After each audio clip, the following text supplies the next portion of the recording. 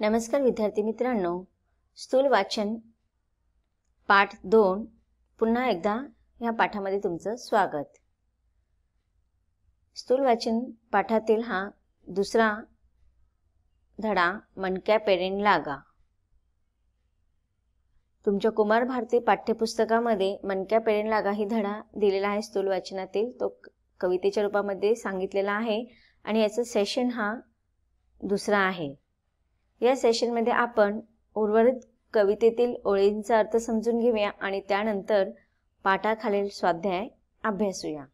चला तर आता आपण प्रत्यक्ष पाठाकडे वळूया।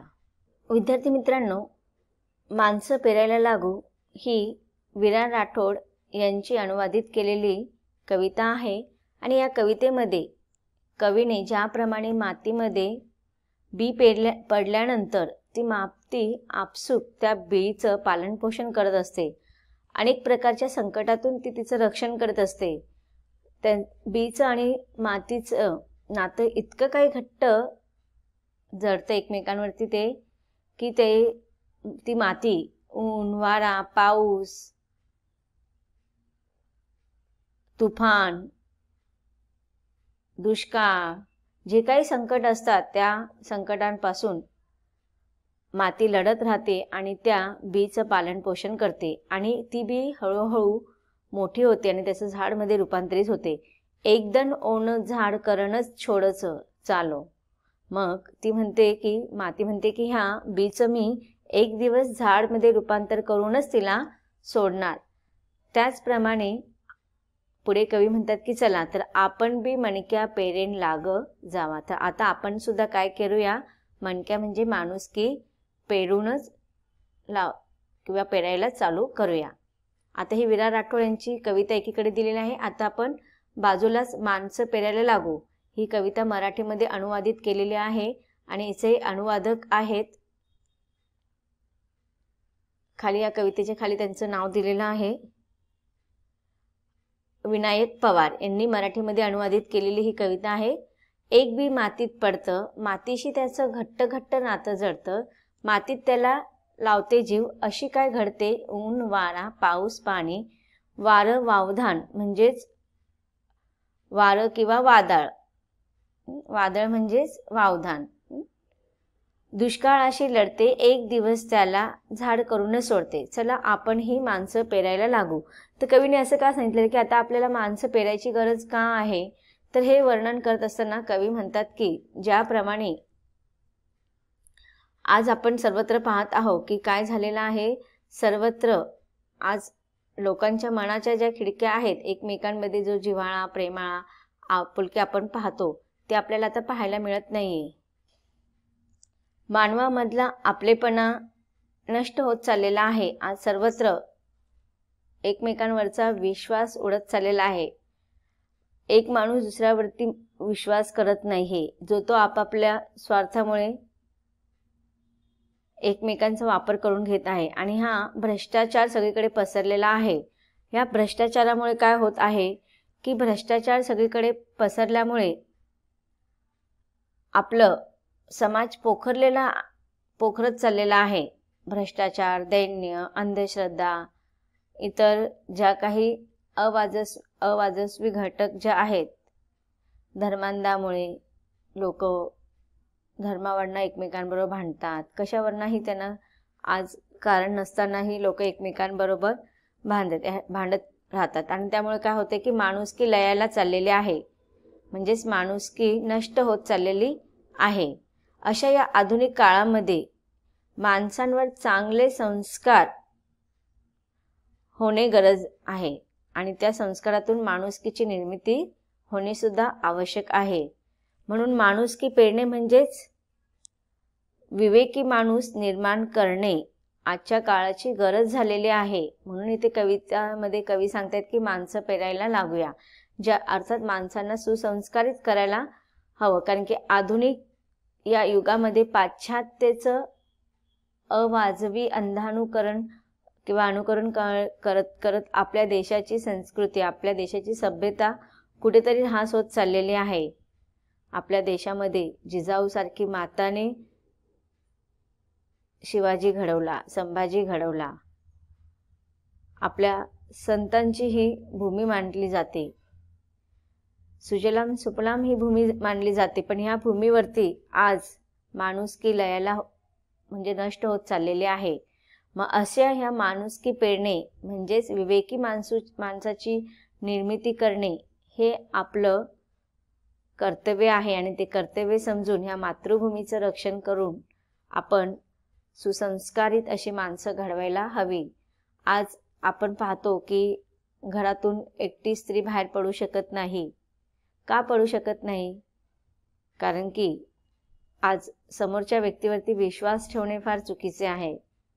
ह्या सगळ्या गोष्टी आपण पाहतो की आपल्या सभ्यता, संस्कृती, रूढी, परंपरा आपण सगळ्या विसरत चाललेलो आहोत आणि त्याबरोबर माणुसकीचा आपलेपणा नष्ट होत चाललेला आहे. तर हे कुठेतरी थांबवायला हवं. म्हणून कवी म्हणतो की आज आपल्याला माणसं संस्कारित करायला हवे, अर्थातच माणसं पेरायला पाहिजे.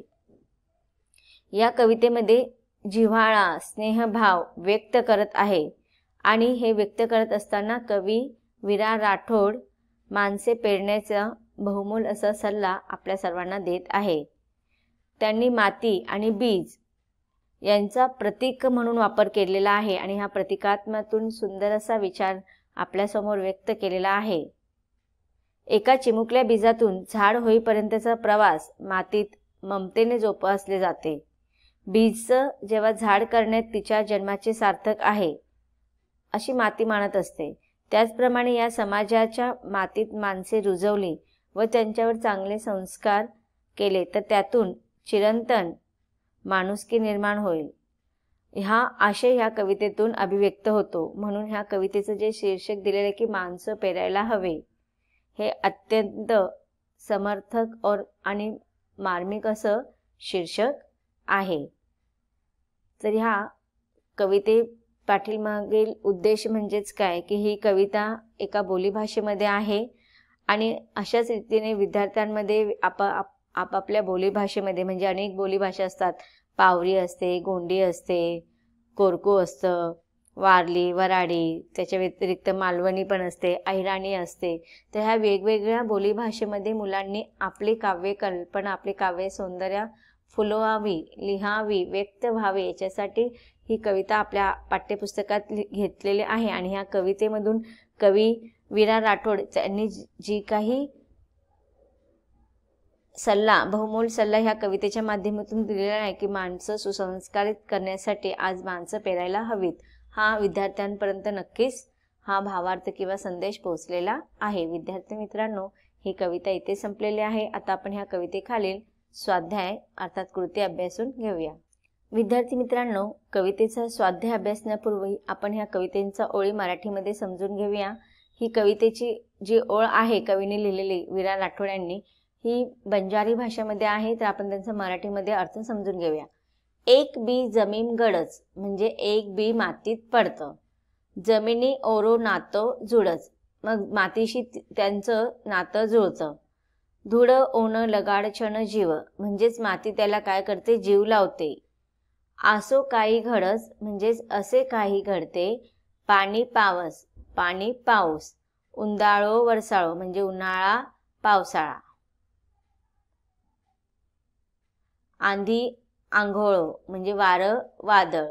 दुष्काळ येते लढस म्हणजे दुष्काळाशी लढते कोण, माती. आणि त्या बीचं रक्षण करते, पालनपोषण करते, संरक्षण करते. आणि पुढे काय होतं, एक दन ओन झाड करणच छोडत चालो म्हणजे एक दिवस ओन म्हणजे त्या बीजाचं झाड करूनच सोडते.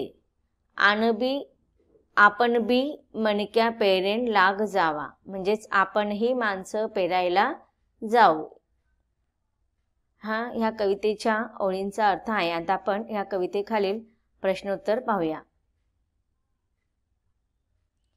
प्रश्न पहिला आहे, तुम्हाला आकृती दिलेली, त्या आकृतीमध्ये सहसंबंध स्पष्ट करायचे आहेत.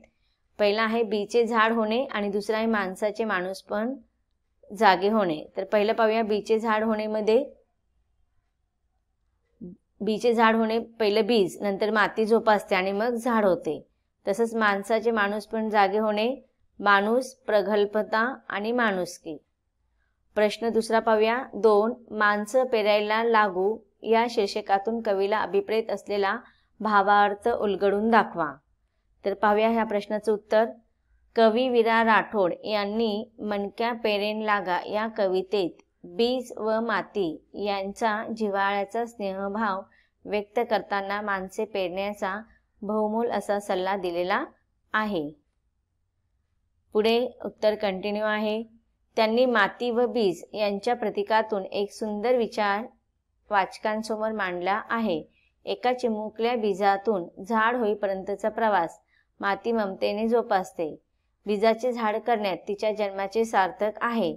त्याप्रमाणे या समाजाच्या मातीत माणसे रुजवली व त्यांच्यावर चांगले संस्कार केले तर त्यातून चिरंतन माणुसकी निर्माण होईल, हा आशय या कवितेतून अभिव्यक्त होतो. म्हणून माणसं पेरायला लागू हे शीर्षक अतिशय समर्पक ठरते.